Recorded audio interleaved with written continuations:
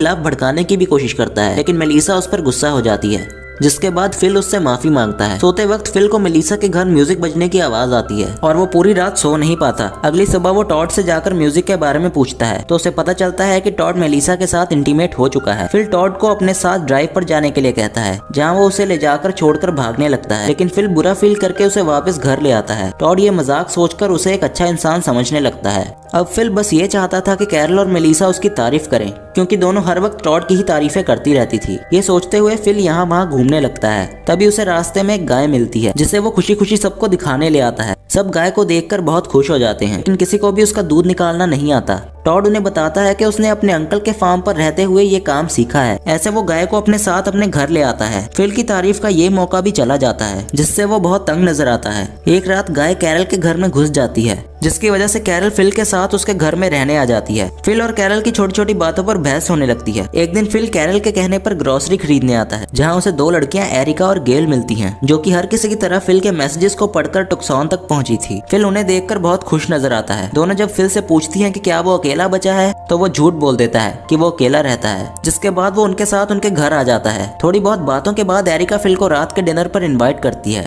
यह सुनकर फिल बहुत अच्छे मूड में घर आता है। वो कैरल से झूठ बोलता है कि वो आज रात अकेले ही कैंपिंग के लिए जा रहा है। कैरल भी उस पर शक नहीं करती। फिर अच्छे से तैयार होकर वो डिनर पर जाता है, जहाँ वो बहुत एंजॉय भी करता है। डिनर के बाद तीनों लॉन्ग ड्राइव पर जाते हैं। कैरल मेलिसा और टॉड के साथ डिनर करने आती है, जहाँ वो उन्हें फिल की कैंपिंग का भी बता देती है। मेलिसा को फिल पर शक होने लगता है, क्योंकि वो उस पर भरोसा नहीं करती थी। तभी टॉड उन्हें बताता है कि आज वो फिल की वजह से ही साथ हैं, जिस वजह से उन्हें फिल को सरप्राइज देना चाहिए। तीनों मिलकर फिल को सरप्राइज देने निकल जाते हैं। ऐसे में कैरल की गाड़ी का सामना एरिका की गाड़ी के साथ हो जाता है। सब खुशी खुशी गाड़ियों से निकलकर एक दूसरे से बात करने लगते हैं, लेकिन फिल एरिका की गाड़ी में छुपा रहता है। एरिका सबको फिल से मिलवाने अपनी गाड़ी की तरफ लाती है, जहां कैरल फिल को देखकर शॉक्ड रह जाती है। एरिका के पूछने पर वो उसे बताती है कि फिल उसका हस्बैंड है। फिल का झूठ पकड़ा जाता है, जिस बात पर सब गुस्सा हो जाते हैं और उसे वहीं छोड़कर चले जाते हैं। फिल पूरी रात चलकर घर आता है, जहां सब नाश्ता करते हुए मिलते हैं। वो उनसे बात करने की कोशिश करता है, लेकिन सब उसे इग्नोर करते रहते हैं। आखिर फिल सबसे अपने किए की माफी मांगकर अपने सारे झूठ मान लेता है। ये सब सुनने के बाद कैरल भी उससे डिवोर्स ले लेती है। फिल आखिर आजाद हो जाता है,